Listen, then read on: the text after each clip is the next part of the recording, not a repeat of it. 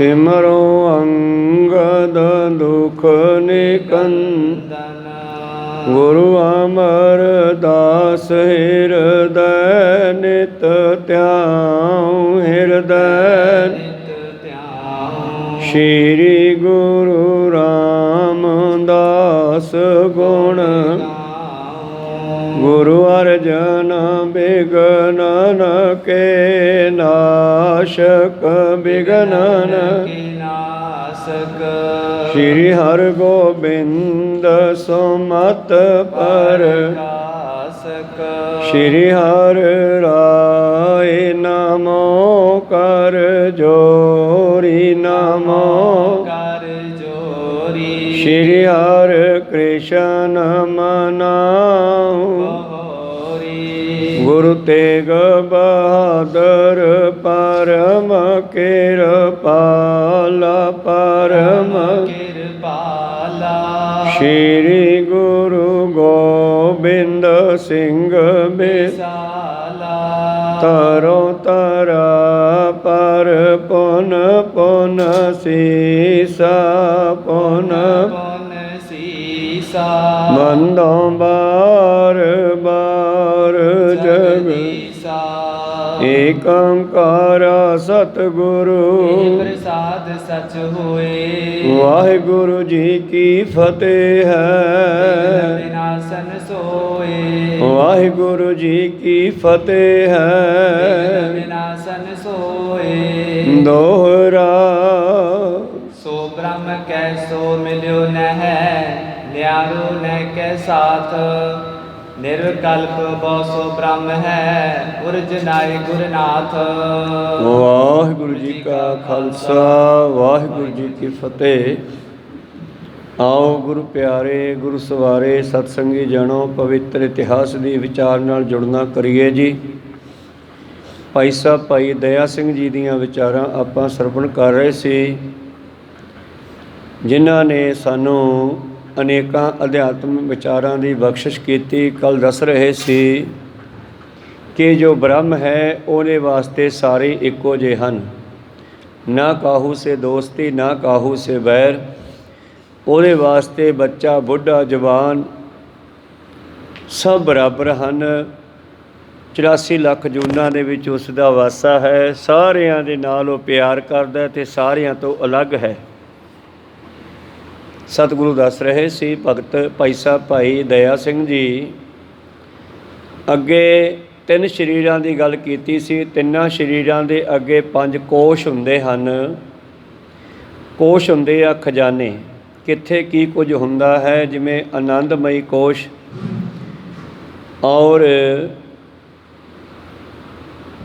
भोजन कोश, प्राण कोश जिथे प्राण चलते है, अन्नमई कोश जिथे अन्न हुंदा है।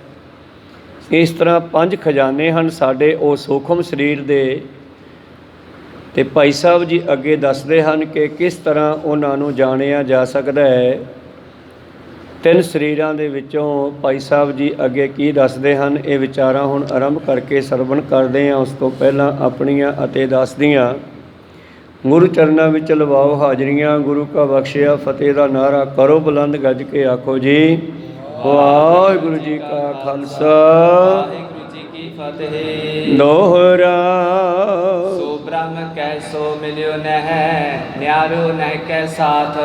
तो जिहड़ा ब्रह्म है पिछे दस रहे सी, परमेश्वर जो है भावें कि दुनिया दे अनेकां रूप हो गए पर उहदे वास्ते ना कोई प्यार है ना कोई दुप्यार है।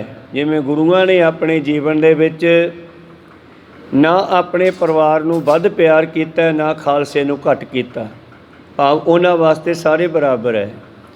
चाहे उन्हां दे साहिबजादे जंगी मैदान दे विच शहीद होए पए आ, उस मैदान विच जिथे सिख शहीद होए पए आ उत्थे मुसलमान भी शहीद होए पे मरे पए आ। जंग दे मैदान विच बहुत सारे लोग। ते भाई दया सिंह जी अपना परना खोल के साहिबजादियां ते पाउण लगे ते सतगुरु पातशाह कहते भी की करदा तू।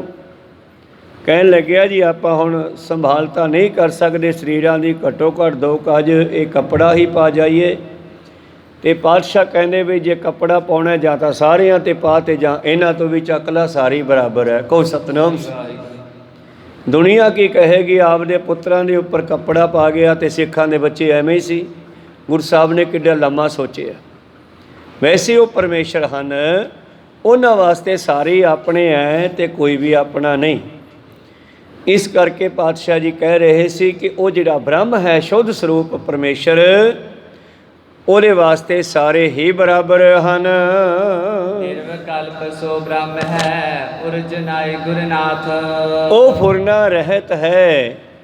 ਉਹ ਬ੍ਰਹਮ ਜੋ ਹੈ ਉਹਦੇ ਵਿੱਚ ਕੋਈ ਫੁਰਨਾ ਨਹੀਂ, ਕੋਈ ਉਸ ਦੇ ਅੰਦਰ ਵਿਕਲਪ ਪੈਦਾ ਨਹੀਂ ਹੁੰਦਾ। ਇਹ ਗੱਲਾਂ ਸਾਨੂੰ ਹਿਰਦੇ ਤੋਂ ਹਿਰਦੇ ਤੱਕ ਜਨਾਈਆਂ ਸਮਝਾਉਣੀਆਂ ਕੀਤੀਆਂ ਭਾਈ ਦਇਆ ਸਿੰਘ ਜੀ ਕਹਿੰਦੇ। ਕਿਹਨਾਂ ਨੇ?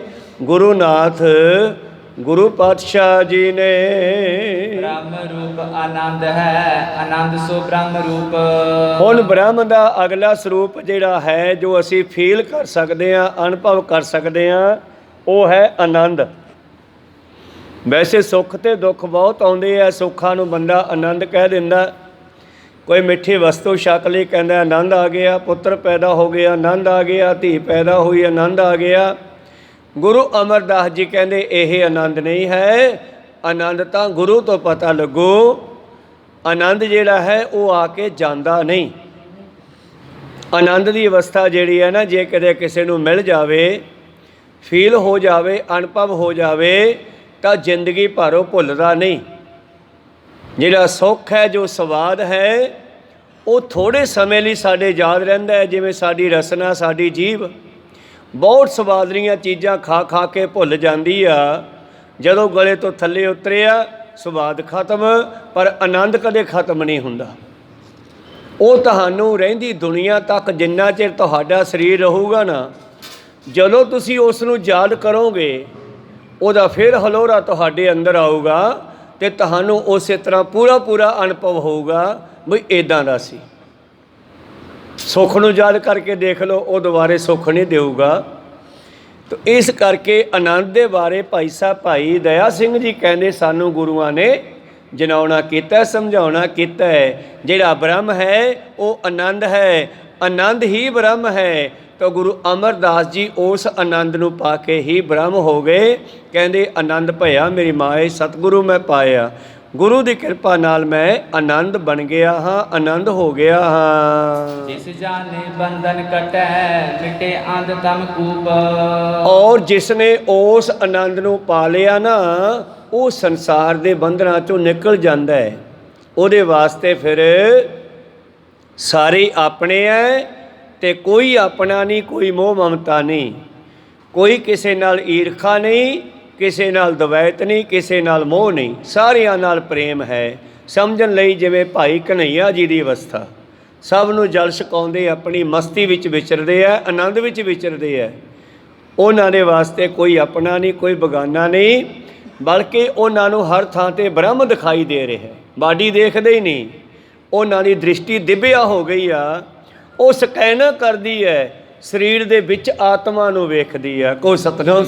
ਸਰੀਰ ਵੇਖਦੀ ਕੋਈ ਨਹੀਂ, ਸਾਰਿਆਂ ਦੇ ਵਿੱਚ ਇੱਕ ਬ੍ਰਹਮ ਨੂੰ ਦੇਖਦੀ ਹੈ, ਇੱਕ ਆਤਮਾ ਨੂੰ ਦੇਖਣਾ ਕਰਦੀ ਹੈ, ਜਿਸ ਨੂੰ ਜਾਣਨ ਕਰਕੇ ਜੀਵ ਦੇ ਬੰਧਨ ਹੀ ਕੱਟੇ ਜਾਂਦੇ। ਅੰਧ ਤਮ ਕੂਪ, ਅਗਿਆਨਤਾ ਦਾ ਹਨੇਰਾ ਜਿਹੜਾ ਉੱਡ ਜਾਂਦਾ ਹੈ। ਸਵਈਆ ਛੰਦ ਇਸ਼ਟ ਕਹਿ ਪ੍ਰੈ ਬਸਤ ਕਹਿ, ਦਰਸ਼ਨ ਸੀਸ ਇਹੀ ਪੰਛੀ ਕੋ ਜਾਨ। ਮੰਨ ਲਓ ਇੱਕ ਪੰਛੀ ਹੈ। ਪੰਛੀ ਦੇ ਦੋ ਖੰਭ ਹੁੰਦੇ ਆ, ਇੱਕ ਸਿਰ ਹੁੰਦਾ ਹੈ, ਦੋ ਪੈਰ ਹੁੰਦੇ ਆ। ਇੱਥੇ ਸਿੱਖ ਨੂੰ ਸਤਿਗੁਰਾਂ ਨੇ ਪੰਛੀ ਕਿਹਾ ਇੱਕ ਥਾਂ 'ਤੇ। ਸਿੱਖ ਗੁਰੂ ਕਾ ਪੰਛੀ ਜਾਣੋ, ਸੇਵਾ ਸਿਮਰਨ ਪੰਖ ਪਛਾਣੋ। ਪੰਛੀ ਕਹਿਣ ਦਾ ਮਤਲਬ ਕੀ ਹੈ ਕਿ ਸਾਡਾ ਜਿਹੜਾ ਸੂਖਮ ਸਰੀਰ ਆ, ਉਹ ਪੰਛੀ ਦੀ ਨਿਆਈ ਉੱਡਦਾ ਹੈ। ਜਦ ਜਾਂਦਾ ਨਾ, ਉਹ ਪੈਰਾਂ ਨਾਲ ਨਹੀਂ ਜਾਂਦਾ, ਉੱਡ ਕੇ ਜਾਂਦਾ ਹੈ। ਇਸ਼ਟ ਕਹਿੰਦੇ ਆ ਬਹੁਤ ਪਿਆਰੀ ਵਸਤੂ ਨੂੰ। ਇਸ਼ਟ ਕਹਿ ਪ੍ਰਿਯ ਵਸਤ ਕੇ, ਦਰਸ਼ਨ ਸੀਸ ਇਹੀ ਪੰਛੀ ਕੋ ਜਾਣ। ਬਹੁਤ ਪਿਆਰੀ ਵਸਤੂ ਦੇ ਦਰਸ਼ਨ ਹੋ ਜਾਣ, ਮਾਨੋ ਇਹ ਇਸ ਪੰਛੀ ਦਾ, ਇਹ ਜੀਵ ਆਤਮੇ ਦਾ ਸੂਖਮ ਸਰੂਪ ਦਾ ਸਿਰ ਹੈ ਜੀ। ਸੋ ਪ੍ਰਾਪਤ ਲਖ ਮੋਦ ਦਹਿਨ ਪਰ, ਭੋਗਨ ਹੈਵ ਪ੍ਰਮੋਦ ਪਰ ਆਨ।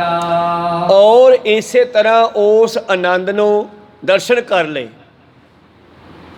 ਦਰਸ਼ਨ ਕਰਨ ਤੋਂ ਬਾਅਦ ਉਸ ਤੋਂ ਜੋ ਪ੍ਰਾਪਤ ਹੋਇਆ ਹਿਰਦੇ ਵਿੱਚ ਮੋਦ ਪ੍ਰਮੋਦ, ਉਸ ਦੀ ਫੀਲਿੰਗ ਹੈ ਜਿਹੜੀ ਫੀਲਿੰਗ ਹੈ ਨਾ, ਬਹੁਤ ਪਿਆਰੀ। ਕਿਸੇ ਵਸਤੂ ਦੇ ਦਰਸ਼ਨ ਕਰ ਲੈਣੇ ਜਾਂ ਕਿਤੇ ਤੁਹਾਨੂੰ ਗੁਰੂ ਸਾਹਿਬਾਨ ਦੇ ਸੁਪਨੇ ਵਿੱਚ ਦਰਸ਼ਨ ਹੋ ਜਾਣ, ਕਹਿੰਦੇ ਉਸ ਤੋਂ ਜੋ ਪ੍ਰਾਪਤ ਹੋਇਆ ਮੋਦ ਅਤੇ ਪ੍ਰਮੋਦ, ਇਹ ਮਾਨੋ ਖੱਬਾ ਤੇ ਸੱਜਾ ਪੰਖ ਹੈ ਉਸ ਜੀਵ ਆਤਮਾ ਦਾ, ਸੂਖਮ ਬ੍ਰਹਮ ਦਾ, ਉਸ ਪੰਛੀ ਦਾ। ਓਨ ਆਨੰਦ ਸਰੂਪ ਕੋਸ਼ ਕੋ ਬ੍ਰਹਮ, ਪੂਛ ਲਖੀਏ ਤਿਸਟਾਨ। ਔਰ ਇਸ ਤਰ੍ਹਾਂ ਇਸ ਆਨੰਦ ਸਰੂਪ ਨੂੰ ਪ੍ਰਾਪਤ ਕਰ ਲੈਣਾ, ਇਹ ਹੈ ਆਨੰਦਮਈ ਕੋਸ਼। ਜਿਹੜੇ ਆਨੰਦਮਈ ਕੋਸ਼ ਵਿੱਚ ਪਹੁੰਚ ਗਏ ਨਾ, ਉਹ ਫਿਰ ਅੰਨਮਈ ਕੋਸ਼ ਨਾਲ ਨਹੀਂ ਜੁੜਦੇ। ਬ੍ਰਹਮ ਗਿਆਨੀ ਕਾ ਭੋਜਨ ਗਿਆਨ, ਉਹਨਾਂ ਨੂੰ ਰੋਟੀਆਂ ਦੀ ਲੋੜ ਨਹੀਂ ਪੈਂਦੀ। ਫਿਰ ਉਹ ਪਤਾ ਨਹੀਂ ਕਿੰਨੇ ਕਿੰਨੇ ਦਿਨ ਨਾ ਖਾਣ ਤਾਂ ਨਾ ਹੀ ਖਾਣ, ਤੇ ਖਾਣ ਲੱਗ ਜਾਣ ਤੇ ਫਿਰ ਹਟਣੀ ਨਾ ਭਾਵੇਂ। ਕਹੋ ਸਤਨਾਮ। ਉਹ ਆਨੰਦ ਦੀ ਮਸਤੀ ਵਿੱਚ ਡੁੱਬੇ ਹੁੰਦੇ ਨੇ, ਉੱਥੇ ਪਹੁੰਚੇ ਹੁੰਦੇ ਨੇ। ਇਸ ਕਰਕੇ ਹੁਣ ਆਨੰਦ ਸਰੂਪ ਕੋਸ਼ ਕੋ, ਇਹ ਆਨੰਦ ਕੋਸ਼ ਹੈ, ਬ੍ਰਹਮ ਪੂਛ ਲਖੀਐ ਤਿਸ਼ਟਾਨ। ਔਰ ਇਸ ਨੂੰ ਹਿਰਦੇ ਵਿੱਚ ਪੱਕਾ ਕਰ ਲੈਣਾ, ਮਾਨੋ ਇਸ ਦੀ ਪੂਛ ਹੈ। ਬ੍ਰਹਮ ਅਵੈਵ ਪਿਉ ਨੈ ਸ਼ੰਕੋ ਅਸਤਰ, ਤੇ ਕਹਿ ਪੂਛ ਸਮਾਨ। ਤਾਂ ਬ੍ਰਹਮ ਅਵੈਵ, ਅਵੈਵ ਇਹਨੂੰ ਕੋਈ ਵੈਵ ਨਹੀਂ ਹੈ, ਇਹਨੂੰ ਕੋਈ ਨਸ਼ਾ ਨਹੀਂ ਹੈ। ਬ੍ਰਹਮ ਨੂੰ ਚਾਹ ਦੀ ਲੋੜ ਨਹੀਂ ਹੈ, ਬ੍ਰਹਮ ਨੂੰ ਕਿਸੇ ਹੋਰ ਨਸ਼ੇ ਦੀ ਲੋੜ ਨਹੀਂ ਹੈ। ਜਦੋਂ ਇਹ ਸਾਡਾ ਸੂਖਮ ਸਰੂਪ, ਸਾਡਾ ਜਿਹੜਾ ਜੀਵ ਆਤਮਾ ਹੈ, ਉਸ ਆਨੰਦ ਨੂੰ ਪ੍ਰਾਪਤ ਕਰ ਲੈਂਦਾ ਹੈ, ਤਾਂ ਆਨੰਦਮਈ ਕੋਸ਼ ਵਿੱਚ ਪਹੁੰਚ ਜਾਂਦਾ ਹੈ। ਔਰ ਫਿਰ ਇਹ ਜਿਹੜਾ ਹੈ ਉਹਦੇ ਵਿੱਚ ਸਮਾ ਜਾਂਦਾ ਹੈ। ਫਿਰ ਇਹਨੂੰ ਉਸੇ ਦਾ ਹੀ ਆਸਰਾ ਹੈ, ਅਧਿਸ਼ਠਾਨ ਆਸਰਾ ਰੂਪ ਹੋਣ ਕਰਕੇ ਉਸ ਨੂੰ ਬਾਕੀ ਸਭ ਕੁਝ ਨੂੰ ਪੂਛ ਭਾਵ ਆਪਣੇ ਬੈਕਗਰਾਊਂਡ ਸਭ ਭੁੱਲ ਜਾਂਦਾ ਹੈ, ਪਿਛਲੇ ਪਾਸੇ ਨੂੰ ਭੁੱਲ ਜਾਂਦਾ ਹੈ, ਕੇਵਲ ਤੇ ਕੇਵਲ ਉਹਦੇ ਵਿੱਚ ਸਮਾ ਜਾਂਦਾ ਹੈ। ਭਾਵੇਂ ਇੱਕ ਵਾਰੀ ਦਰਸ਼ਨ ਹੋਏ ਹੈ, ਪਰ ਇਹ ਜਿਹੜੀਆਂ ਚੀਜ਼ਾਂ ਹਨ ਸੰਤ ਭੁੱਖੜਦਾਸ ਦੇ ਵਿੱਚੋਂ ਤੁਸੀਂ ਵੀ ਦੇਖੀਆਂ ਹੋਣੀਆਂ, ਜੇ ਕਿਸੇ ਨੇ ਵੇਖਿਆ ਉਹਨਾਂ ਨੂੰ। ਉਹ ਆਪਣੀ ਮਸਤੀ 'ਚ ਹੀ ਰਹਿੰਦੇ ਸਨ। ਇੱਕ ਵਾਰੀ ਉਹਨਾਂ ਦਰਸ਼ਨ ਕਰਨ ਦਾ ਸਮਾਂ ਮਿਲਿਆ, ਬਸ ਉਹ ਦਰਸ਼ਨ ਹੀ ਯਾਦ ਰਹਿੰਦੇ ਹੈ ਵੀ ਉਹਨਾਂ ਦਾ ਜਿਹੜਾ ਜੀਵਨ ਸੀ, ਉਹਨਾਂ ਦੀ ਮਸਤੀ ਕੈਸੀ ਸੀ। ਉਹਨਾਂ ਦੇ ਮੁਖ 'ਚੋਂ ਨਿਕਲਿਆ ਹਰੇਕ ਬਚਨ ਪੂਰਾ ਹੁੰਦਾ ਸੀ ਜਿੱਥੇ। ਔਰ ਉਹ ਅੰਤਰਜਾਮੀ ਵੀ ਸਨ, ਕਿਸੇ ਦੇ ਹਿਰਦੇ ਦੀ ਬੁੱਝ ਲੈਣੀ ਵੀ ਉਹਨਾਂ ਦੀ ਮਸਤੀ ਵਿੱਚ ਸੀ। ਕਿਉਂਕਿ ਜਿਹੜੀ ਬ੍ਰਹਮ ਹੈ, ਬ੍ਰਹਮ ਨਾਲ ਜੁੜ ਜਾਂਦਾ ਹੈ। ਜਿਸ ਤਰ੍ਹਾਂ ਤੁਹਾਡਾ ਮੋਬਾਈਲ ਜਦੋਂ ਨੈੱਟ ਨਾਲ ਜੁੜ ਗਿਆ, ਫਿਰ ਜੋ ਵੀ ਨੈੱਟ ਦੇ ਉੱਤੇ ਹੋ ਰਿਹਾ ਮੋਬਾਈਲ ਰਾਹੀਂ ਦੇਖ ਸਕਦੇ ਹੋ। ਇਹ ਤਾਂ ਹੈ ਸੰਸਾਰੀ ਸੈਂਸ ਦੀ ਖੇਡ, ਪਰ ਇੱਕ ਖੇਡ ਆ ਪਰਮੇਸ਼ਰ ਦੀ ਬਣਾਈ ਹੋਈ। ਜਦੋਂ ਇਹ ਬ੍ਰਹਮ ਪਰਮੇਸ਼ਰ ਵਾਲੇ ਨੈੱਟ ਨਾਲ ਜੁੜ ਗਿਆ, ਫਿਰ ਕਿਹਦੇ ਅੰਦਰ ਕੀ ਚੱਲ ਰਿਹਾ ਹੈ ਉਹ ਤੁਰੰਤ ਵੇਖ ਕੇ ਦੱਸ ਸਕਦੇ ਆ। ਕੋਈ ਸਤਨਾਮ ਸਿੰਘ।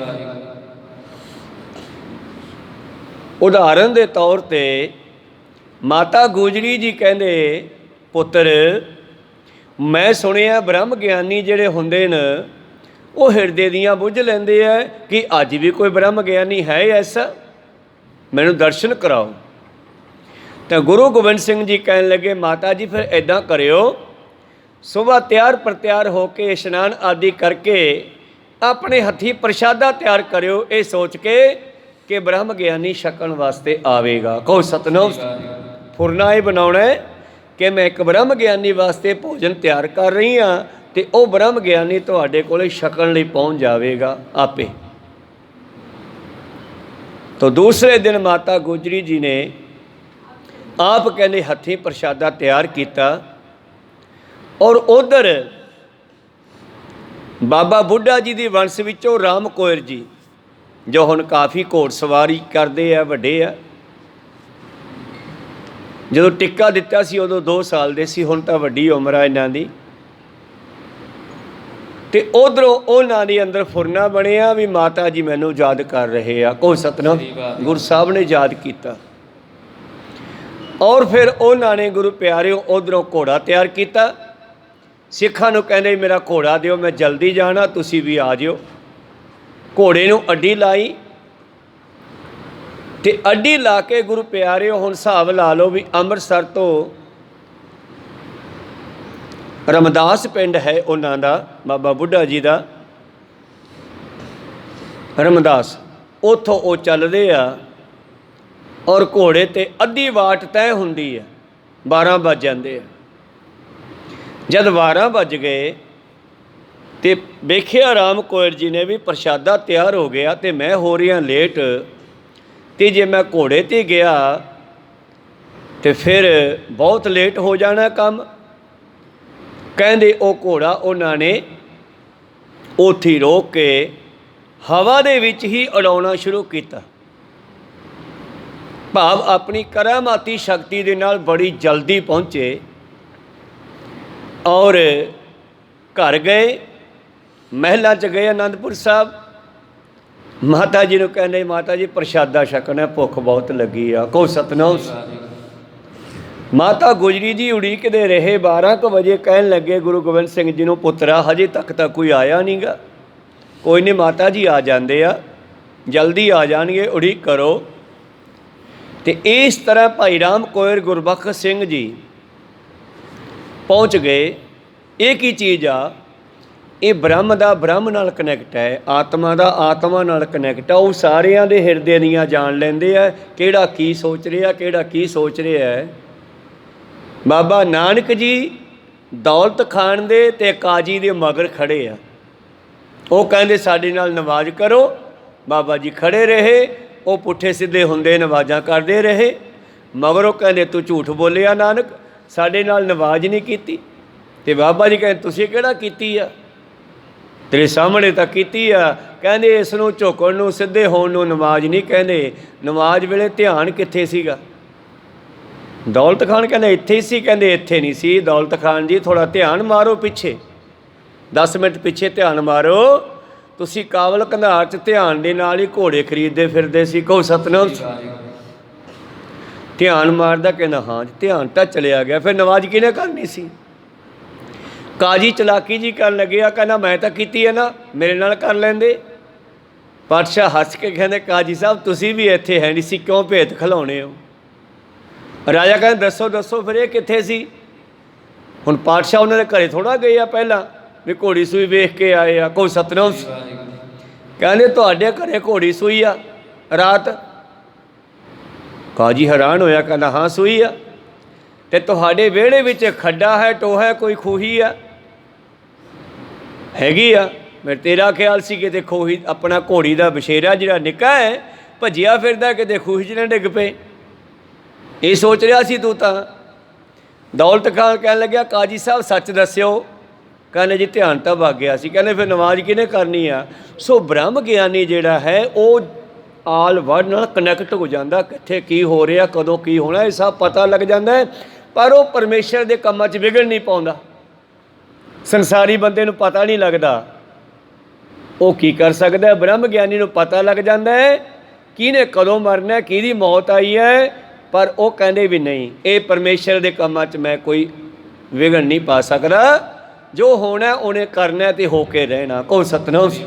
ਉਹਨੂੰ ਬਦਲਣ ਵਾਲਾ ਕੋਈ ਨਹੀਂ। ਇਸ ਕਰਕੇ ਇਹ ਬ੍ਰਹਮ ਦੀ ਖੇਡ, ਇਹ ਬ੍ਰਹਮ ਜਿਹੜਾ ਹੈ ਬ੍ਰਹਮ ਦੇ ਨਾਲ ਮਿਲ ਜਾਂਦਾ ਹੈ। ਬ੍ਰਹਮ ਅਵੈਵ ਭਇਓ ਨਹਿ ਸ਼ੰਕੋ, ਸ਼ੰਕਾ ਨਾ ਕਰਿਓ।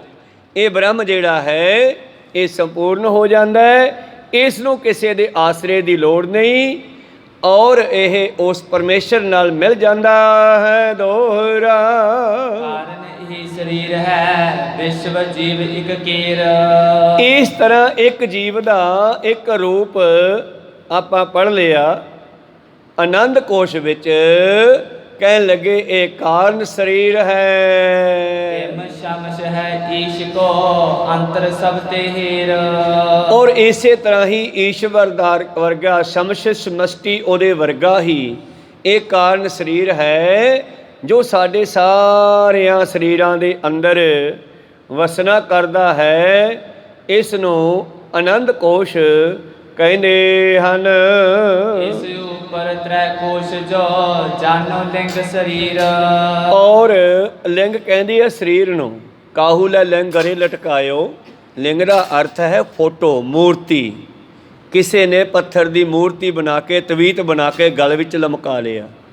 ਇੱਥੇ ਲਿੰਗ ਸਰੀਰ ਦਾ ਮਤਲਬ ਹੈ ਅਸਥੂਲ ਸਰੀਰ ਤੋਂ। ਕਹਿੰਦੇ ਇਸ ਤਰ੍ਹਾਂ ਤਿੰਨ ਸਰੀਰ ਹਨ ਸਾਡੇ ਅੰਦਰ। ਇਸ ਉੱਪਰ ਤੇ ਤ੍ਰੈ ਕੋਸ਼ ਹੈ। ਇੱਕ ਸਾਡਾ ਸੂਖਮ ਸਰੀਰ ਹੈ, ਉਹ ਪਲਦਾ ਹੈ ਕੇਵਲ ਤੇ ਕੇਵਲ ਆਨੰਦ ਨਾਲ। ਉਹਦੀ ਖੁਰਾਕ ਕੀ ਹੈ? ਬ੍ਰਹਮ ਗਿਆਨੀ ਕਾ ਭੋਜਨ ਗਿਆਨ। ਸੁਖਮਨੀ ਸਾਹਿਬ ਦੇ ਬਚਨ ਹਨ। ਔਰ ਜਿਹੜੇ ਸਰੀਰ ਦੀ ਖੁਰਾਕ ਹੈ ਉਹ ਗੁਰੂ ਪਿਆਰਿਓ ਭੋਜਨ ਹੈ। ਇਹ ਅੰਨਮਈ ਕੋਸ਼ ਨਾਲ ਪਲਦਾ ਹੈ, ਉਹ ਆਨੰਦਮਈ ਕੋਸ਼ ਨਾਲ ਪਲਦਾ ਹੈ। ਵਿਸ਼ਵ ਜੀਵ ਕੇ ਏਕ ਹੈ ਸ਼ਮਸ਼ ਈਸ਼ ਕੋ ਧੀਰ। ਇਸੇ ਤਰ੍ਹਾਂ ਹੀ ਭਾਈ ਸਾਹਿਬ ਜੀ ਕਹਿੰਦੇ ਕਾਰਨ ਇਹੀ ਸਰੀਰ ਹੈ। ਬਿਆਸ ਜੀਵ ਇੱਕ ਕੇਰ। ਇਸ ਜੀਵ ਦਾ ਤਿਮ ਸ਼ਮਸ਼ ਹੈ ਈਸ਼ ਕੋ। ਇਹ ਪਰਮੇਸ਼ਰ ਦੇ ਵਰਗਾ ਹੀ ਦੂਸਰਾ ਸਰੂਪ ਹੈ। ਅੰਤਰ ਸਭ ਕੈ ਹੇਰ। ਇਹ ਸਾਰਿਆਂ ਦੇ ਵਿੱਚ ਰਹਿੰਦਾ ਹੈ। ਇਸ ਦੇ ਉੱਪਰ ਦੀ ਤਿੰਨ ਕੋਸ਼ ਹਨ। ਭਾਵ ਬ੍ਰਹਮ ਜਿਹੜਾ ਸਭ ਤੋਂ ਡੂੰਘਾ ਬੈਠਾ ਹੈ, ਉਹਦੇ ਉੱਤੇ ਆਨੰਦਮਈ ਕੋਸ਼ ਹੈ, ਉਹਦੇ ਉੱਤੇ ਅੰਨਮਈ ਕੋਸ਼ ਹੈ, ਉਹਦੇ ਉੱਤੇ ਹੋਰ ਕੋਸ਼ ਹੈ। ਇਸ ਤਰ੍ਹਾਂ ਤਿੰਨ ਕੋਸ਼, ਤਿੰਨ ਪਰਦੇ, ਤਿੰਨ ਸਰੀਰ ਹਨ। ਕੋਸ਼ ਅੰਨ ਮੈਂ ਬਿਹਰ ਕੋ ਜਾਨੋ ਸਕਲ ਸਰੀਰ। ਜਿਹੜਾ ਅੰਨਮਈ ਕੋਸ਼ ਹੈ ਉਹ ਸਭ ਤੋਂ ਬਾਹਰਲੇ ਪਾਸੇ ਹੈ। ਇਸੇ ਕਰਕੇ ਸਾਰੀ ਦੁਨੀਆ ਸੋਚਦੀ ਹੈ ਸ਼ਾਇਦ ਰੋਟੀਆਂ ਨਾਲ ਹੀ ਪਲਦੇ ਹਾਂ। ਅੰਨਮਈ ਕੋਸ਼ ਦੀ ਬੜੀ ਲੋੜ ਹੈ ਤੇ ਸਾਰੇ ਆਪਾਂ ਭੋਜਨ ਖੁਰਾਕ ਨਾਲ ਜੁੜੇ ਹੋਏ ਹਾਂ। ਕੋ ਸਤਨਾਮ। ਲੇਕਿਨ ਬ੍ਰਹਮ ਗਿਆਨੀ ਭੋਜਨ ਖੁਰਾਕ ਨਾਲ ਨਹੀਂ ਜੁੜੇ ਹੋਏ, ਉਹ ਆਨੰਦਮਈ ਕੋਸ਼ ਨਾਲ ਸਿਮਰਨ ਭਜਨ ਬੰਦਗੀ ਨਾਲ ਜੁੜੇ ਹੋਏ ਆ। ਹਜ਼ਾਰਾਂ ਸਾਲ ਧਰਤੀ ਦੇ ਵਿੱਚ ਬੈਠੇ ਰਹਿਣਾ ਕੋਈ ਸੌਖੀ ਜੀ ਗੱਲ ਨਹੀਂ ਹੈ। ਕੋਈ ਸਤਨਾਮ। ਸੰਤੋਖ ਰਿਸ਼ੀ ਦਾ ਉਹਨੇ ਕੀ ਖਾਧਾ ਫਿਰ? ਉਹਦਾ ਸਰੀਰ ਵੀ ਨਹੀਂ ਕਾਲਾ ਪੀਲਾ ਪਿਆ। ਜਿਸ ਵੇਲੇ ਗੁਰੂ ਅਰਜਨ ਦੇਵ ਜੀ ਨੇ ਸੰਤੋਖਸਰ ਸਰੋਵਰ ਨੂੰ ਪਟਨਾ ਕੀਤਾ, ਉਹਦੀ ਖੁਦਾਈ ਕੀਤੀ, ਉਹਦੇ ਵਿੱਚੋਂ ਇੱਕ ਪੱਥਰ ਦਾ ਛੋਟਾ ਜਿਹਾ ਗੁਰੂ ਪਿਆਰਿਓ ਕਮਰਾ ਨਿਕਲਿਆ। ਉਸ ਨੂੰ ਜਦ ਖੋਲ੍ਹਿਆ ਗਿਆ ਤੇ ਉਸ ਦੇ ਵਿੱਚ ਇੱਕ ਮਨੁੱਖ ਬੈਠਾ ਹੈ। ਤੇ ਇਹਨਾਂ ਚੀਜ਼ਾਂ ਨੂੰ ਗੁਰੂ ਸਾਹਿਬ ਜਾਣਦੇ ਹੈ ਬਈ ਇਹ ਮਨੁੱਖ ਜਿਉਂਦਾ ਹੈ। ਇਸ ਨੂੰ ਹੁਣ ਦੁਬਾਰਾ ਬੋਲਣ ਕਿਵੇਂ ਲਾਈਏ? ਪਾਤਸ਼ਾਹ ਕਹਿੰਦੇ ਇਹਦੀਆਂ ਤਲੀਆਂ ਤੇ ਮਾਲਿਸ਼ ਕਰੋ, ਤੇਲ ਦੀ, ਕੇਸਰ ਦੀ, ਆਦਿ ਗਰਮ ਚੀਜ਼ਾਂ ਦੀ ਮਾਲਿਸ਼ ਕੀਤੀ ਗਈ। ਤੇ ਉਹ ਜਿਹੜਾ ਆਨੰਦਮਈ ਕੋਸ਼ ਵਿੱਚ ਡੁੱਬਿਆ ਹੋਇਆ ਸੀ, ਜੋ 10ਵੇਂ ਦੁਆਰ ਚੜ੍ਹਿਆ ਹੋਇਆ ਸੀ, ਉਹ ਸੁਰਤ ਹੌਲੀ ਹੌਲੀ ਸਾਰੇ ਸਰੀਰ ਵਿੱਚ ਫੈਲ ਗਈ। ਨੇਤਰ ਖੋਲ੍ਹੇ ਤੇ ਗੱਲਬਾਤ ਵੀ ਕੀਤੀ। ਕਹੋ ਸਤਨਾਮ। ਇਸ ਕਰਕੇ ਜਿਹੜੇ ਬ੍ਰਹਮ ਗਿਆਨੀ ਹਨ ਉਹ ਆਨੰਦਮਈ ਕੋਸ਼ ਵਿੱਚ ਡੁੱਬੇ ਹੁੰਦੇ ਹੈ, ਤੇ ਜਿਹੜਾ ਸੰਸਾਰੀ ਹੈ ਉਹ ਅੰਨਮਈ ਕੋਸ਼ ਵਿੱਚ ਡੁੱਬਿਆ ਹੁੰਦਾ ਹੈ। ਸਰੀਰ ਇਹਦੇ ਨਾਲ ਹੀ ਚੱਲਦਾ ਹੈ। ਸਿਰ ਸਿਰ ਬਾਹੋ ਬਾਹੋ ਦਵੈ ਪ੍ਰਿਸ਼ਟ ਥਿਰ ਜਹ ਧੀਰ। ਇਹ ਅੰਨਮਈ ਕੋਸ਼ ਦੀ ਮਾਨੋ ਇਹ ਵੀ ਇੱਕ ਸਾਡਾ ਪੰਛੀ ਹੈ। ਸਰੀਰ ਜਿਵੇਂ ਪੰਛੀ ਦੇ ਸਿਰ ਤੇ ਸਿਰ, ਇਹਦੇ ਉੱਤੇ ਸਿਰ ਹੈ, ਦੋ ਬਾਹਾਂ ਹਨ, ਇਸ ਤਰ੍ਹਾਂ ਢੂਈ ਹੈ, ਪਿੱਠ ਹੈ ਆਦਿ। ਚੌਪਈ ਪੰਜ ਕੋਸ਼ ਪੰਛੀ ਪੰਜ ਕਹੇ ਬੀਚ ਬੇਦ ਕੇ ਸੰਤਨ ਲਹੇ। ਇਹ ਪੰਜ ਕੋਸ਼, ਪੰਜ ਜੀਵ, ਪੰਜ ਕੋਸ਼ ਤੇ ਪੰਜ ਪੰਛੀ, ਇਹ ਵੇਦਾਂ ਦੇ ਵਿੱਚ ਪੁਰਾਣੇ ਰਿਸ਼ੀਆਂ ਮੁਨੀਆਂ ਨੇ ਲਿਖਣੇ ਕੀਤੇ ਹਨ। ਪੰਜ ਕਰਮ ਇੰਦਰੀ ਪੰਜ ਪ੍ਰਾਨ ਕੋਸ਼ ਪਰਮਾਨੈ ਜਾਨ ਸੁਜਾਨ। ਔਰ ਇਹਦੇ ਵਿੱਚ ਇੱਕ ਪ੍ਰਾਣਮਈ ਕੋਸ਼ ਹੈ। ਪੰਜ ਕਰਮ ਇੰਦਰੀ ਹੈ, ਪੰਜ ਗਿਆਨ ਇੰਦਰੀ ਹੈ, ਪੰਜ ਪ੍ਰਾਣ ਹੈ। ਔਰ ਇਸ ਤਰ੍ਹਾਂ ਸਿਆਣੇ ਪ੍ਰਾਣਮਈ ਕੋਸ਼ ਨੂੰ ਜਾਣਨਾ ਕਰਦੇ ਹਨ। ਇਹ ਪ੍ਰਾਣਮਈ ਕੋਸ਼ ਹੈ। कर्म इंद्रिया मन के सहत कोश मनो मैं इसको कहत। एक प्राण की चारों पौन ਇੱਕ ਪ੍ਰਾਣ ਚਾਰ ਹਵਾਵਾਂ ਨਾਲ ਚੱਲਦਾ ਹੈ। ਸਿਰ ਇੱਕ ਪਰ ਦਵੈ ਪੂਛ ਇੱਕ ਤੌਣ। ਪ੍ਰਾਣਾਂ ਦੇ ਨਾਲ ਇਹ ਸਰੀਰ ਚੱਲਦਾ ਸਾਡਾ। ਪਹਿਲਾ ਇੱਕ ਪੰਛੀ ਸੂਖਮ ਦੱਸਿਆ ਸਾਨੂੰ, ਜਿਹੜਾ ਆਨੰਦਮਈ ਕੋਸ਼ ਵਿੱਚ ਹੁੰਦਾ ਹੈ। ਫਿਰ ਅਸਥੂਲ ਦੱਸਿਆ ਸਾਡਾ ਸਰੀਰ, ਇਹ ਪ੍ਰਾਣਾਂ ਦੇ ਨਾਲ ਚੱਲਦਾ ਹੈ, ਅੰਨਮਈ ਕੋਸ਼ ਨਾਲ ਚੱਲਦਾ ਹੈ। कर्म इंद्रिया मन की सहत कोश मनो मैं इसको कहत। ਇੱਕ ਹੈ ਮਨੋਮਈ ਕੋਸ਼। ਮਨੋਮਈ ਕੋਸ਼ ਜਿਹਨ ਮਨਸ ਦੇ ਕਾਰਨ ਸਾਡੀਆਂ ਇੰਦਰੀਆਂ ਕੰਮ ਕਰਦੀਆਂ। ਮਨ ਕਹਿੰਦਾ ਹੈ ਕਥਾ ਸੁਣੀਏ, ਤੁਸੀਂ ਇੱਥੇ ਪਹੁੰਚ ਗਏ, ਕਹੋ ਸਤਿਨਾਮ। ਮਨ ਕਹਿੰਦਾ ਖੇਤ ਚੱਲੀਏ, ਪੈਰਾਂ ਨਾਲ ਖੇਤ ਪਹੁੰਚ ਗਏ। ਮਨ ਕਹਿੰਦਾ ਕੋਈ ਕੁਛ ਦੇਖੀਏ ਅੱਖਾਂ ਦੇ ਨਾਲ, ਤੇ ਇਹ ਉਧਰ ਨੂੰ ਦੇਖਣ ਲੱਗ ਪਿਆ। ਇਸ ਤਰ੍ਹਾਂ ਇਹ ਮਨੋਮਈ ਕੋਸ਼ ਹੈ। ਇਹ ਵੀ ਇੱਕ ਸਾਡੇ ਸਰੀਰ ਦੇ ਵਿੱਚ ਹੀ ਹੈ। ਇਹ ਮਨ ਦਾ ਪਾਰਟ ਹੈ, ਇੱਕ ਆਨੰਦ ਦਾ ਪਾਰਟ ਹੈ, ਇੱਕ ਪ੍ਰਾਣ ਕੋਸ਼ ਹੈ, ਇੱਕ ਮਨੋਮਈ ਕੋਸ਼ ਹੈ। ਜਿਸ ਤਰ੍ਹਾਂ ਦਫ਼ਤਰਾਂ ਵਿੱਚ ਅਲੱਗ-ਅਲੱਗ ਦਫ਼ਤਰ ਬਣੇ ਹੁੰਦੇ ਆ, ਸਾਡੇ ਸਰੀਰ ਦੇ ਵਿੱਚ ਪਤਾ ਨਹੀਂ ਕੀ ਕੁਝ ਹੈ। ਭਗਤ ਪੀਪਾ ਜੀ ਤਾਂ ਸਿਰੇ ਗੱਲ ਲਾਉਂਦੇ ਹੈ, ਜੋ ਬ੍ਰਹਮੰਡੇ ਸੋਈ ਪਿੰਡੈ, ਜੋ ਖੋਜੈ ਸੋ ਪਾਵੈ, ਪੀਪਾ ਪਣਬੈ ਪਰਮ ਤਤ ਹੈ, ਸਤਿਗੁਰ ਹੋਏ ਲਿਖਾਵੈ। ਇਸ ਤਰ੍ਹਾਂ ਉਹ ਪਰਿਪੂਰਨ ਪਰਮੇਸ਼ਰ ਪਰਮਾਤਮਾ ਨੇ ਜੋ ਸ੍ਰਿਸ਼ਟੀ ਬਾਹਰ ਸਾਜੀ ਹੈ ਨਾ, ਪੂਰੀ ਸ੍ਰਿਸ਼ਟੀ ਕੱਲੇ ਕੱਲੇ ਮਨੁੱਖ ਵਿੱਚ ਵੀ ਰੱਖ ਦਿੱਤੀ। ਕਹੋ ਸਤਿਨਾਮ ਸੀ। ਮੇਰੇ ਪ੍ਰੀਤਮ ਜੀ ਕਹਿੰਦੇ ਇਸ ਤਰ੍ਹਾਂ ਇਹ ਪ੍ਰਾਣਮਈ ਕੋਸ਼ ਦੇ ਵਿੱਚ ਆਉਂਦਾ ਹੈ। ਇੱਕ ਪ੍ਰਾਣ ਚਾਰਾਂ ਤਰ੍ਹਾਂ ਦੀ ਪੌਣ ਨੂੰ ਵਰਤਦਾ ਹੈ, ਸੁਣਦਾ ਹੈ, ਦੇਖਦਾ ਹੈ, ਬੋਲਦਾ ਹੈ, ਸੁੰਘਦਾ ਹੈ। ਇਸ ਤਰ੍ਹਾਂ ਇਹ ਵੀ ਹੈ ਜਿਹਦੇ ਨਾਲ ਕਰਮ ਇੰਦਰੀਆਂ ਕੰਮ ਕਰਦੀਆਂ ਹਨ। ਕੀਰਾ ਬੈਖਰੀ ਇਸ ਕੋ ਸਿਰ ਹੈ, ਪਸ਼ਯੰਤੀ ਮਦਵਾ ਜੁਗ ਪਰ ਹੈ। ਮਨੋਮਈ ਕੋਸ਼ ਹੈ ਜਿਹੜਾ, ਇਸ ਦਾ ਜਿਹੜਾ ਸਰੀਰ ਹੈ, ਉੱਚੀ ਬੋਲਣਾ, ਇਹ ਇਹਦਾ ਸਿਰ ਹੈ। ਪਸ਼ਯੰਤੀ ਮਧਮਾ, ਇਹ ਦੋ ਖੰਭ ਹਨ, ਤੇ ਪਰਾ ਇਹਦੀ ਪੂਛ ਹੈ। ਇਹ ਸਿਆਣੇ ਕਹਿੰਦੇ ਹਨ। ਪਰਾ ਪੂਛੇ ਜਾਨ ਸੁਜਾਨ, ਪਿਓ ਬਿਹੰਗਮ ਇਸੀ ਵਿਧਾਨ। ਇਹ ਜਿਹੜਾ ਪੰਛੀ ਆ ਇਸ ਤਰ੍ਹਾਂ ਦਾ ਹੈ। ਇਹ ਇਸ ਤਰ੍ਹਾਂ ਚੱਲਦਾ ਹੈ ਜਿਹੜਾ ਕਿ ਮਨੋਮਈ ਕੋਸ਼ ਵਿੱਚ ਰਹਿੰਦਾ ਹੈ। ਪੰਚੋ ਇੰਦਰੀ ਗਿਆਨ ਸੁਹਾਏ, ਔਰ ਖਸ਼ਟਮੀ ਬੁੱਧ ਮਿਲਾਏ। ਇਸ ਤਰ੍ਹਾਂ ਪੰਜੇ ਗਿਆਨ ਇੰਦਰੇ ਛੇਵੀਂ ਬੁੱਧੀ ਨਾਲ ਮਿਲ ਕੇ ਚੱਲਦੇ ਹਨ। ਕੋਸ਼ ਵਿਗਿਆਨ ਮਨ ਇਹ ਜਾਨੋ, ਤਿਨ ਸਮੇਂ ਪੰਛੀ ਪਹਿਚਾਨੋ। ਇਹਨੂੰ ਵਿਗਿਆਨ ਕੋਸ਼ ਕਹਿੰਦੇ ਆ। ਬੁੱਧੀ ਦੇ ਨਾਲ ਰਲ ਕੇ ਇਹ ਪੰਜੇ ਗਿਆਨ ਇੰਦਰੀ ਕੰਮ ਕਰਦੇ ਹੈ। ਕੰਨ ਸੁਣ ਕੇ ਦੱਸਦੇ ਹਨ, ਜਿਹੜੀਆਂ ਅੱਖਾਂ ਹੈ ਉਹ ਦੇਖ ਕੇ ਦੱਸਦੀਆਂ, ਬੁੱਧੀ ਸਮਝਦੀ ਹੈ, ਅੱਖ ਦੇਖਦੀ ਹੈ, ਕੀ ਦੇਖਿਆ ਫਲਾਨਾ ਹੈ, ਕੀ ਦੇਖਿਆ ਸਾਹਮਣੇ ਆਹ ਦੇਖਿਆ। ਇਹ ਹੈ ਗੁਰੂ ਪਿਆਰਿਓ ਵਿਗਿਆਨ ਕੋਸ਼। ਸਾਡੇ ਅੰਦਰ ਵਿਗਿਆਨਮਈ ਕੋਸ਼ ਹੈ। ਇਹ ਵੀ ਇੱਕ ਪੰਛੀ ਦੀ ਨਿਆਈ ਹੈ। ਇਹਦੇ ਪੰਜ ਗਿਆਨ ਇੰਦਰੇ ਛੇਵੀਂ ਬੁੱਧੀ ਨਾਲ ਰਲ ਕੇ ਜਦੋਂ ਕੰਮ ਕਰਦੇ ਹਨ। ਤੀਨ ਕੋਸ਼ ਜੋ ਕਰੇ ਬਖਾਨ, ਇਹ ਹੈ ਲਿੰਗ ਸਰੀਰ ਪਛਾਨ। ਇਹ ਜਿਹੜੇ ਬਾਹਰਲੇ ਤਿੰਨ ਕੋਸ਼ ਹਨ, ਭਾਵ ਜਿਸ ਤਰ੍ਹਾਂ ਸਰੀਰ ਦੇ ਨਾਲ ਦੱਸੇ, ਮਨੋਮਈ ਦੱਸੇ, ਬੁੱਧੀ ਨਾਲ ਦੱਸੇ, ਵਿਗਿਆਨਮਈ ਕੋਸ਼ ਦੱਸੇ, ਇਹ ਤਿੰਨੇ ਬਾਹਰੀ ਤੌਰ ਤੇ ਹਨ। ਪੰਜੋ ਕੋਸ਼ ਰੋ ਤੀਨ ਸਰੀਰ, ਵਰਣਨ ਕਰੇ ਲਖੋ ਉਰ ਧੀਰ।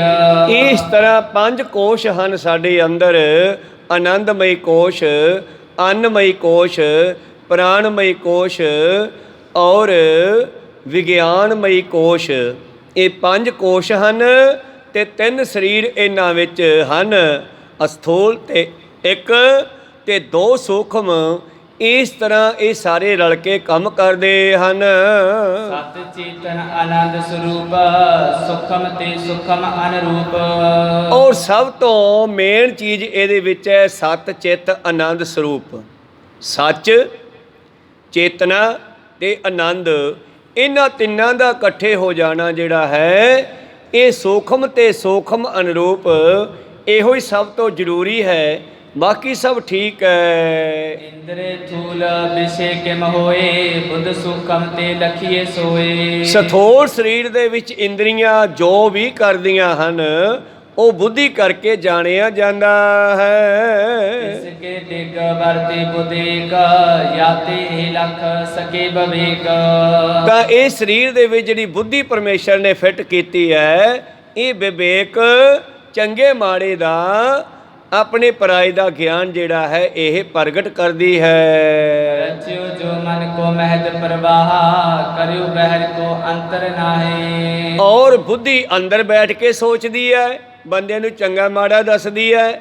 ਮਨ ਜਿਹੜਾ ਹੈ ਇਹਦਾ ਪ੍ਰਵਾਹ ਬਾਹਰ ਨੂੰ ਕੱਢ ਦਿੱਤਾ ਹੈ, ਇਹ ਬਾਹਰ ਨੂੰ ਜਾਂਦਾ ਹੈ। ਮੈਂ ਇੰਦਰੀ ਜੇ ਪੰਚੋ ਗਿਆਨ ਇਨ ਕੋ ਪੀ ਕਹਿ ਬਹਿਰ ਬਿਆਨ। ਸਾਡੇ ਇੰਦਰੇ ਵੀ ਬਾਹਰ ਖੁੱਲ ਗਏ, ਕੰਨ ਵੀ ਬਾਹਰੋਂ ਸੁਣ ਕੇ ਰਾਜੀ ਹੈ, ਅੱਖਾਂ ਵੀ ਬਾਹਰ ਦੇਖ ਕੇ ਰਾਜੀ ਆ, ਨਾਸਕਾ ਵੀ ਬਾਹਰੋਂ ਸੁੰਘਦੀ ਹੈ, ਜੀਭਾ ਵੀ ਬਾਹਰੋਂ ਸਵਾਦ ਲੈਣੇ ਚਾਹੁੰਦੀ ਹੈ।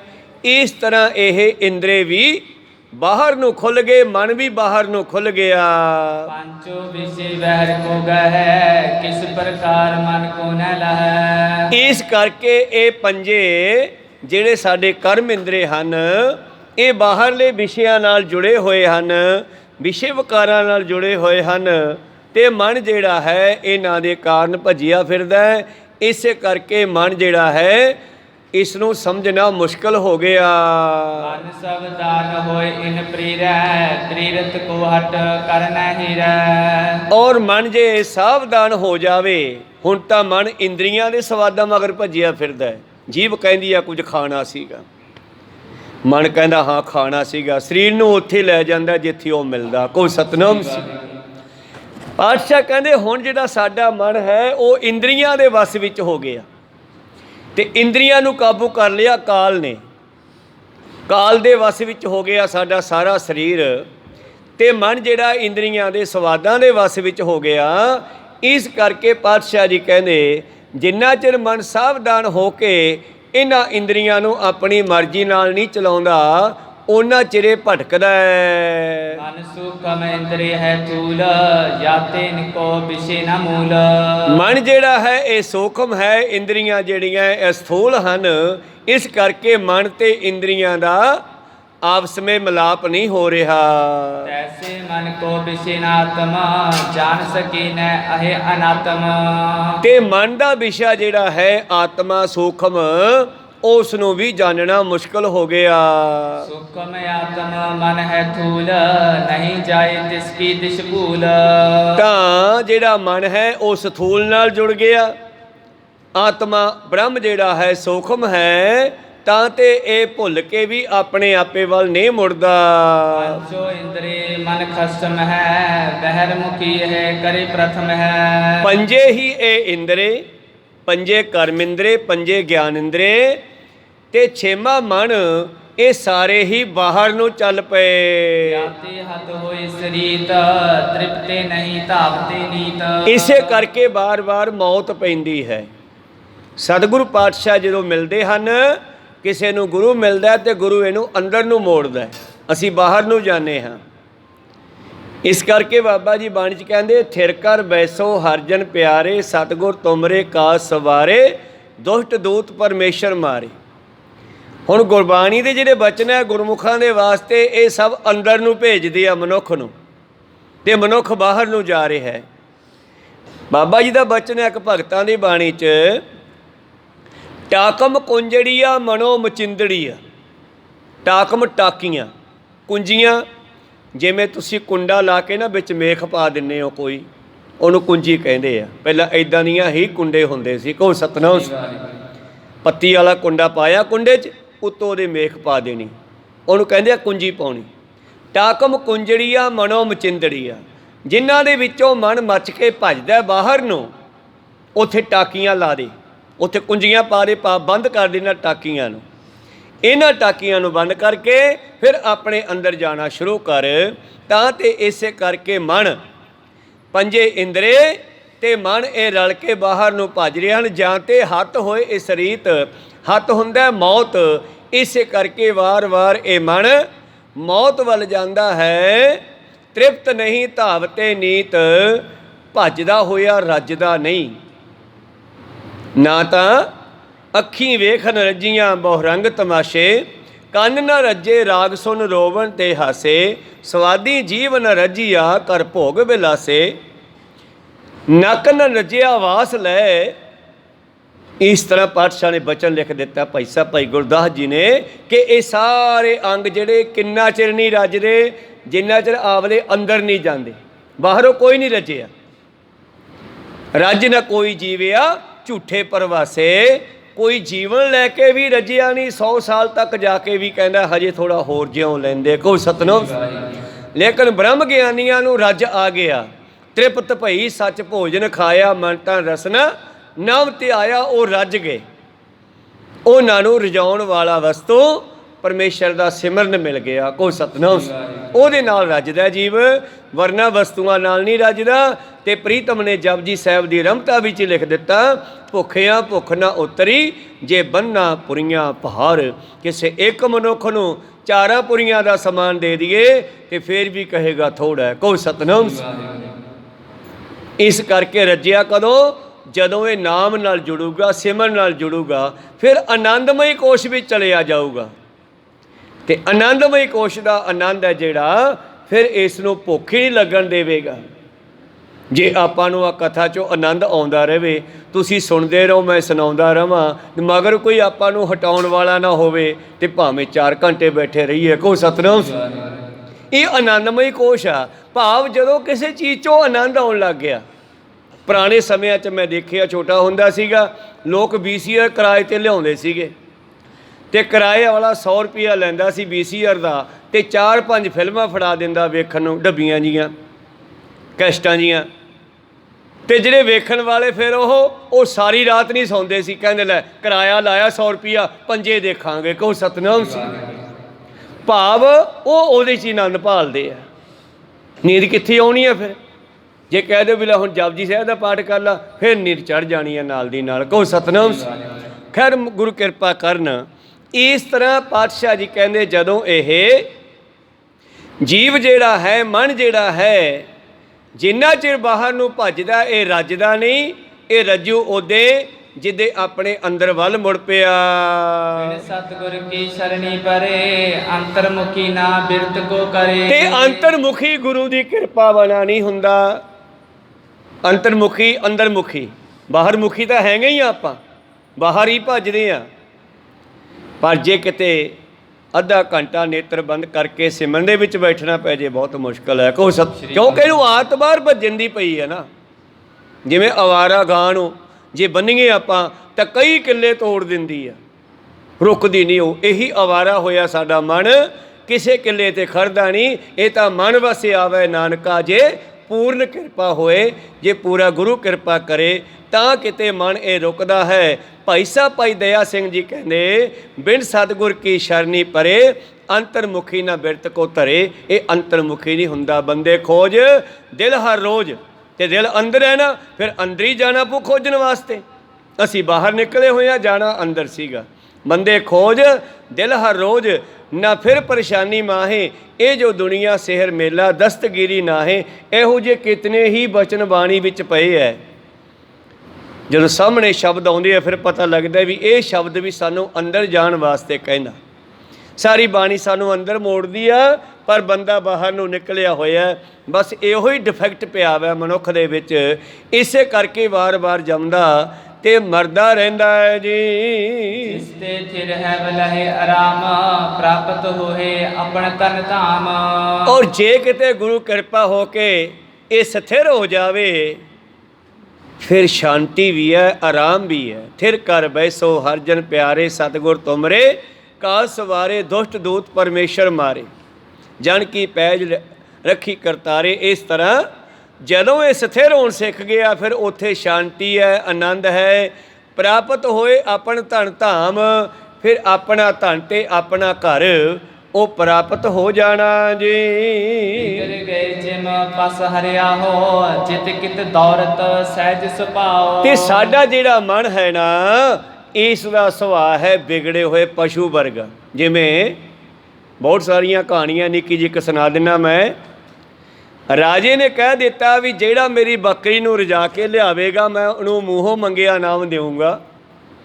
ਤੇ ਲੋਕਾਂ ਨੇ ਸੋਚੇ ਵੀ ਤਾਂ ਸੌਖਾ ਹੀ ਕੰਮ ਹੈ, ਇੱਕ ਪੰਡ ਘਾਹ ਦੀ ਖਾ ਜੂ, 2 ਪੰਡਾ ਖਾ ਜੂ, ਵੱਧ ਤੋਂ ਵੱਧ ਫਿਰ ਮੰਗਾਂਗੇ ਜੋ ਮਨ ਮਰਜ਼ੀ ਦਾ। ਕੋ ਸਤਿਨਾਮ। ਸ੍ਰੀ ਵਾਹਿਗੁਰੂ। ਰਾਜਾ ਕਹਿੰਦਾ ਪਰ ਨਾਲ ਹੀ ਮੈਂ ਸਜ਼ਾ ਵੀ ਕਰੂੰਗਾ ਜੇ ਨਾ ਰਜਾਈ ਗਈ।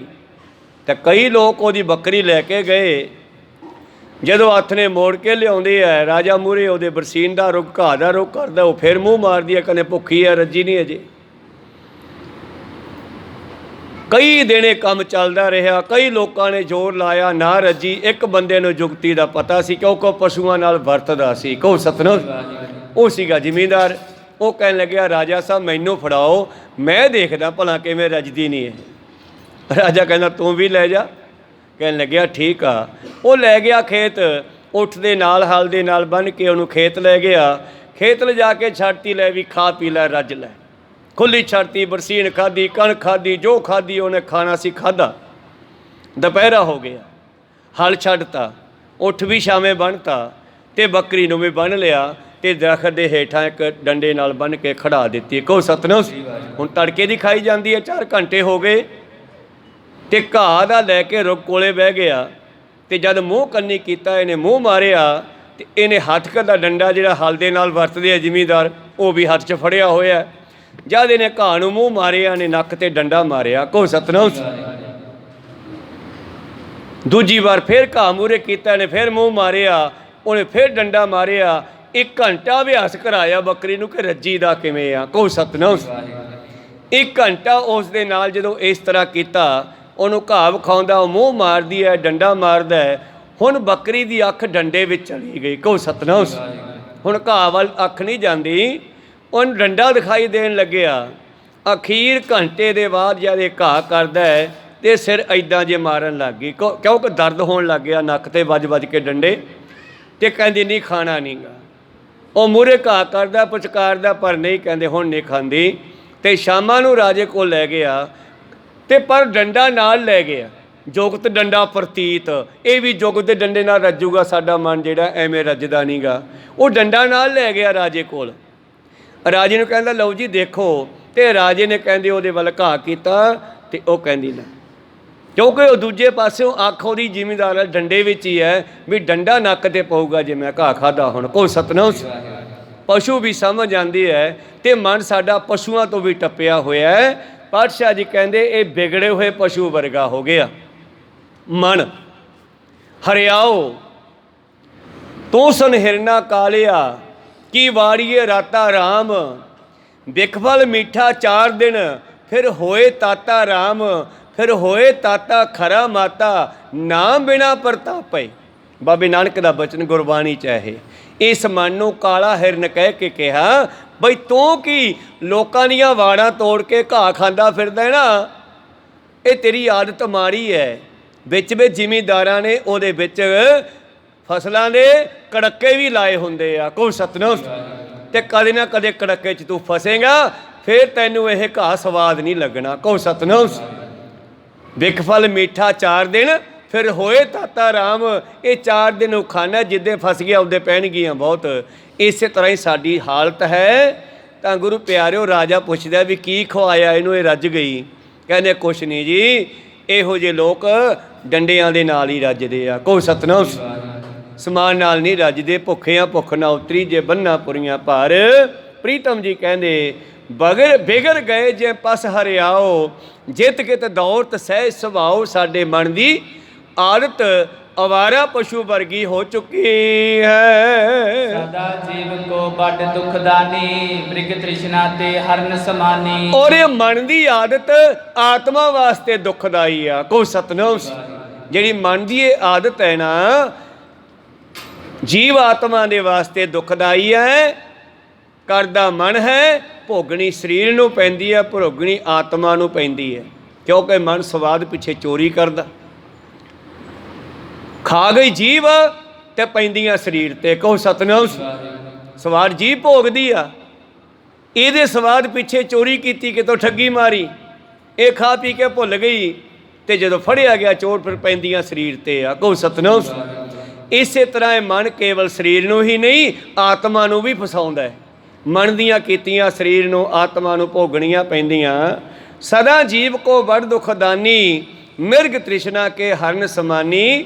ਜਿਵੇਂ ਹਰਨ ਜਿਹੜਾ ਹੈ ਲੋਕਾਂ ਦੀਆਂ ਪੈਲੀਆਂ ਵਿੱਚ ਵੜਦਾ ਹੈ। ਸਿਮਕ ਕਸਤੂਰੀ ਮਿਰਗ ਪਲਾਵੈ, ਠਹਿਰੇ ਮੁਖ ਜਬ ਨਾਭ ਲਗਾਵੈ। ਹੁਣ ਇੱਕ ਮਿਰਗ ਦੀ ਨਾਭੀ ਤੇ ਕਸਤੂਰੀ ਪੈਦਾ ਹੁੰਦੀ ਹੈ, ਸਮੇਂ ਸਮੇਂ ਤੇ ਉਹ ਸ਼ਿਕਾਰੀ ਲੋਕ ਲਾਹ ਲੈਂਦੇ ਆ, ਫਿਰ ਉਹ ਵਧਣੀ ਸ਼ੁਰੂ ਹੋ ਜਾਂਦੀ ਆ, ਗੰਢ ਬਣਦੀ ਰਹਿੰਦੀ ਆ, ਪਰ ਜਦੋਂ ਪੱਕ ਜਾਂਦੀ ਆ ਗੰਢ ਉਹ 'ਚੋਂ ਖੁਸ਼ਬੂ ਨਿਕਲਦੀ ਆ। ਕੋਈ ਸਤਨਾਮ। ਤੇ ਜਦੋਂ ਖੁਸ਼ਬੂ ਨਿਕਲਦੀ ਆ ਤੇ ਮਿਰਗ ਨੂੰ ਉਹ ਬੜੀ ਚੰਗੀ ਲੱਗਦੀ ਆ, ਤੇ ਮਿਰਗ ਉਸ ਖੁਸ਼ਬੂ ਦਾ ਸਰੂਪ ਦੇਖਣਾ ਚਾਹੁੰਦਾ ਹੈ ਵੀ ਇਹ ਖੁਸ਼ਬੂ ਆ ਕਿੱਥੋਂ ਰਹੀ ਆ। ਉਹ ਖੜ ਕੇ ਖੁਸ਼ਬੂ ਨਹੀਂ ਲੈਂਦਾ, ਉਹ ਲੱਭਦਾ ਵੀ ਇਹ ਕਿੱਥੋਂ ਆ ਰਹੀ ਹੈ, ਤੇ ਲੱਭਦਾ ਲੱਭਦਾ ਝਾੜੀਆਂ ਵਿੱਚ ਮੂੰਹ ਮਾਰਦਾ ਫਿਰਦਾ, ਸਿੱਗ ਫਸਾਉਂਦਾ ਫਿਰਦਾ ਹੈ। ਇਸੇ ਤਰ੍ਹਾਂ ਹੀ ਜੇ ਠਹਿਰ ਜਾਵੇ ਤੇ ਉੱਥੇ ਵੀ ਆਈ ਜਾਵੇ, ਤਾਂ ਜਿੱਥੇ ਤੁਸੀਂ ਰੱਬ ਨੂੰ ਬੈਠ ਕੇ ਯਾਦ ਕਰਨ ਲੱਗੇ ਉੱਥੇ ਪ੍ਰਗਟ ਹੋ ਜਾਊਗਾ। ਕਈ ਘਰ-ਬਾਰ ਛੱਡ ਕੇ ਜੰਗਲਾਂ ਵਿੱਚ ਚਲੇ ਗਏ, ਸ਼ਾਇਦ ਜੰਗਲਾਂ 'ਚੋਂ ਲੱਭ ਜੇ, ਪਰ ਉੱਥੇ ਵੀ ਨਹੀਂ ਲੱਭਦਾ। ਇਹ ਹਾਲਤ ਮਿਰਗ ਦੀ ਹੈ। ਮਿਰਗ ਭੱਜਦਾ ਹੈ ਉਸ ਖੁਸ਼ਬੂ ਦੇ ਸਰੂਪ ਨੂੰ ਦੇਖਣ ਵਾਸਤੇ। ਹੁਣ ਉਹ ਸਰੂਪ ਹੈ ਨਹੀਂ। ਚੱਕਰ ਚਿਹਨ ਯਾਰ ਵਰਨ ਜਾਤੀ ਯਾਰ ਪਾਤ ਨਾਹਨ ਜੇ, ਰੂਪ ਰੰਗ ਯਾਰ ਰੇਖ ਪੇ ਕੋ ਕਹਿ ਨਾ ਸਕਤ ਕਹੇ। ਪਾਤਸ਼ਾਹ ਜੀ ਕਹਿੰਦੇ ਜਿਵੇਂ ਉਹ ਮਿਰਗ ਭੱਜਦਾ ਹੈ, ਉਸ ਨੂੰ ਲੱਭਣ ਦੇ ਲਈ ਠਹਿਰੇ ਮੁਖ ਜਬ ਨਾਵ ਲਗਾਵੇ, ਤੇ ਜਦੋਂ ਜੇ ਤਾਂ ਉਹ ਭੱਜਦਾ ਭੱਜਦਾ ਕਿਸੇ ਝਾੜੀਆਂ 'ਚ ਫਸ ਜੇ, ਫਿਰ ਤਾਂ ਉਹਨੂੰ ਜੰਗਲੀ ਕੁੱਤੇ ਖਾ ਜਾਂਦੇ ਆ, ਗਿੱਦੜ ਖਾ ਜਾਂਦੇ ਆ ਮਾਰ ਕੇ। ਜੇ ਉਹ ਥੱਕਿਆ ਹੋਇਆ ਕਿਸੇ ਦਰਖਤ ਹੇਠਾਂ ਡਿੱਗ ਪਵੇ, ਥੱਕਿਆ ਹੋਇਆ ਡਿੱਗ ਪੈਂਦਾ, ਕਈ ਵਾਰੀ ਪੈ ਜਾਂਦਾ, ਲੰਮਾ ਸੌਂ ਜਾਂਦਾ, ਪਏ ਦੀ ਫਿਰ ਨੱਕ ਹੈ ਜਿਹੜਾ ਬੂਥ ਹੈ ਜਿਹੜੀ ਉਹ ਮੁੜਦੀ ਮੁੜਦੀ ਨਾਭੀ ਕੋਲ ਚਲੀ ਜਾਂਦੀ ਹੈ, ਫਿਰ ਉਹਦੇ ਨਾਲ ਉਹ ਮਸਤ ਹੋ ਜਾਂਦਾ। ਕੋਈ ਸਤਨਾਮ। ਕਹਿੰਦੇ ਹੁਣ ਇਹ ਖੁਸ਼ਬੂ ਤਾਂ ਉਹਦੇ ਨਾਲ ਹੈ ਤੇ ਲੱਭਦਾ ਫਿਰਦਾ ਬਾਹਰੋਂ, ਕਾਹੇ ਰੇ ਬਣ ਖੋਜਣ ਜਾਹੀ, ਸਰਬ ਨਿਵਾਸੀ ਸਦਾ ਅਲੇਪਾ, ਤੋਹੀ ਸੰਗ ਸਮਾਹੀ, ਪੋਪ ਮਦ ਜਿਉ ਬਾਸ ਬਸਤਾ ਹੈ, ਮੋਕਰ ਮਾਹੇ ਜੈਸੇ ਸ਼ਾਹੀ, ਤੈਸੇ ਹੀ ਹਰ ਬਸੈ ਨਿਰੰਤਰ, ਘਟ ਹੀ ਖੋਜੋ ਭਾਈ। ਅਸੀਂ ਲੱਭਣਾ ਅੰਦਰੋਂ ਸੀਗਾ, ਲੱਭਦੇ ਬਾਹਰ ਫਿਰਦੇ ਹਾਂ। ਸਾਡੇ ਮਨ ਦੀ ਹਾਲਤ ਪਸ਼ੂਆਂ ਵਰਗੀ ਹੋ ਚੁੱਕੀ ਹੈ। ਠਹਿਰੇ ਮੁਖ ਜਬ ਨਾਭ ਲਗਾਵੇ, ਜਦੋਂ ਨਾਭੀ ਦੇ ਵੱਲ ਧਿਆਨ ਲੈ ਗਿਆ ਫਿਰ ਇਹ ਠਹਿਰ ਜਾਵੇਗਾ। ਇਹੀ ਢੰਗ ਸਾਡੇ ਸਿਮਰਨ ਦਾ ਵੀ ਹੈ। ਤਿਮ ਹੀ ਬ੍ਰਹਮ ਕੋ ਜਬ ਹੀ ਜਾਣੈ, ਗਏ ਸਥਿਰਤਾ ਅਨੰਦ ਮਨ ਹੈ। ਇਸੇ ਤਰ੍ਹਾਂ ਹੀ ਜਦੋਂ ਸਾਡੇ ਮਨ ਨੇ ਉਸ ਬ੍ਰਹਮ ਨੂੰ ਜਾਣ ਲਿਆ, ਇਹਨੇ ਵੀ ਟਿਕ ਜਾਣਾ, ਫਿਰ ਇਹਨੂੰ ਭੱਜਣ ਦੀ ਲੋੜ ਨਹੀਂ ਪੈਣੀ। ਫਿਰ ਥਿਰ ਕਰ ਬੈਸੋ ਹਰਜਨ ਪਿਆਰੇ ਦੀ ਗੱਲ ਸਮਝ ਆਊਗੀ। ਬਹਿ ਜਾਣਾ ਤੇ ਜਿੱਥੇ ਬਹਿ ਗਿਆ ਉੱਥੇ ਹੀ ਆਨੰਦ ਆਉਣਾ ਹੈ ਦੋਹਰਾ। ਵਸਤ ਵਿਚਾਰ ਧਿਆਵਤੀ, ਮਨ ਪਾਵੇ ਬਿਸਰਾਮ। ਇਸ ਤਰ੍ਹਾਂ ਉਸ ਵਸਤੂ ਦੇ ਵਿਚਾਰ ਨੂੰ ਪ੍ਰਾਪਤ ਕਰ ਲਿਆ, ਆਤਮ ਵਸਤੂ ਪ੍ਰਾਪਤ ਹੋ ਗਈ। ਨਾਮ ਜਪਦਿਆਂ ਜਪਦਿਆਂ ਤੇ ਮਨ ਨੂੰ ਵਿਸ਼ਰਾਮ ਆ ਗਿਆ। ਰਸ ਸਵਾਦਤ ਸੁਖ ਉਪਜੈ, ਅਨੁਭਵ ਜਾਪੋ ਨਾਮ। ਇਸ ਤਰ੍ਹਾਂ ਫਿਰ ਉੱਥੋਂ ਰਸ, ਆਨੰਦ, ਸੁੱਖ, ਅਨੁਭਵ, ਫੀਲਿੰਗ, ਪਤਾ ਨਹੀਂ ਇੱਥੋਂ ਕੀ ਕੁਝ ਪ੍ਰਾਪਤ ਹੋਣਾ ਹੈ ਆਪਣੇ ਅੰਦਰੋਂ। ਇਹ ਤਾਂ ਜਿਨ ਹਰ ਪਾਇਆ ਤਿਨੇ ਛੁਪਾਇਆ, ਜਿਨ੍ਹਾਂ ਨੂੰ ਪ੍ਰਾਪਤ ਹੋਇਆ ਉਹਨਾਂ ਨੇ ਜਾਣਿਆ। ਤੇ ਲਿਖਣ ਵਾਸਤੇ ਦੱਸਣ ਵਾਸਤੇ ਸ਼ਬਦ ਨਹੀਂ ਉਸ ਚੀਜ਼ ਦੇ, ਕਿਉਂਕਿ ਉਹਦਾ ਸਰੂਪ ਕੋਈ ਨਹੀਂ ਹੈ। ਕੋਈ ਸਤਨਾਮ, ਦੱਸਿਆ ਨਹੀਂ ਜਾ ਸਕਦਾ। ਕਹੋ ਕਬੀਰ ਗੂੰਗੇ ਗੁਰ ਖਾਇਆ, ਪੁੱਛੇ ਤੇ ਕਿਆ ਕਹੀਐ ਦੋਹਰਾ। ਅਥ ਕਰਤਾ ਨਖ ਸਿਖ ਲੋ ਤਨ ਥੂਲ ਮੈਂ, ਅਹੰਗ ਬਿਰਤ ਜਿਨ ਕੀਨਾ। ਹਾਂ ਹੁਣ ਮੈਂ ਅੱਗੇ ਆਪ ਜੀ ਨੂੰ ਦੱਸਦਾ ਹਾਂ। ਅਗਲੀ ਸਾਖੀ ਆਰੰਭ ਹੁੰਦੀ ਹੈ। ਭਾਈ ਸਾਹਿਬ ਜੀ ਕਹਿੰਦੇ ਪੈਰ ਦੇ ਨਾਹਾਂ ਤੋਂ ਸਿਰ ਤੱਕ ਸਥੂਲ ਸਰੀਰ ਵਿੱਚ ਜਿਹੜੀ ਬਿਰਤੀ ਹੈ ਸਾਡੇ ਹੰਕਾਰ ਰੂਪ, ਸੋ ਕਰਤਾ ਲਖੀ ਹਿਰਦੈ, ਚੀਨੋ ਸਿੱਖ ਪ੍ਰਬੀਨਾ। ਔਰ ਜਿੱਥੇ ਅਸੀਂ ਇਸ ਬਿਰਤੀ ਨੂੰ ਹੰਕਾਰ ਦੇ ਵਿੱਚ ਪਾਇਆ ਹੋਇਆ, ਇਹਨੂੰ ਨਿਮਰਤਾ ਵਿੱਚ ਲੈ ਜਾਓ। ਆਪਣੇ ਅੰਦਰੋਂ ਖੋਜਣਾ ਕਰੋ, ਸਿਆਣੇ ਸਿੱਖੋ, ਤੁਹਾਡੇ ਅੰਦਰ ਹੀ ਸਭ ਕੁਛ ਹੈ। ਸਭ ਕੁਛ ਘਰ ਮੈਂ ਬਾਹਰ ਨਾਹੀ, ਬਾਹਰ ਟੋਲੇ ਸੋ ਭਰਮ ਭੁਲਾਹੀ, ਗੁਰ ਪ੍ਰਸਾਦੀ ਅੰਤਰ ਪਾਇਆ, ਅੰਤਰ ਬਾਰ ਸੁਹੇਲਾ ਜੀਓ। ਇੱਕ ਹੋਰ ਬਚਨ ਯਾਦ ਆਇਆ, ਉਮ ਕੇ ਹੀਓ ਮਿਲਣ ਪ੍ਰਭ ਤਾਈ। ਇੱਕ ਦਿਨ ਖਿਆਲ ਆਇਆ ਕਿ ਮਾਲਕ ਨੂੰ ਲੱਭੀਏ ਕਿੱਥੇ ਰਹਿੰਦਾ, ਘਰੋਂ ਨਿਕਲ ਪਈ। ਉਮ ਕੇ ਹੀਓ ਮਿਲਣ ਪ੍ਰਭ ਤਾਈ, ਖੋਜਤ ਚਰਿਓ ਦੇਖੋ ਪ੍ਰਿਆ ਜਾਈ। ਸੁਣਤ ਸੰਦੇਸਰੋ ਅੱਗੇ ਪੁੱਛਿਆ, ਭਾਈ ਸਾਹਿਬ ਤੁਸੀਂ ਦੇਖਿਆ ਕਿੱਥੇ ਰਹਿੰਦਾ?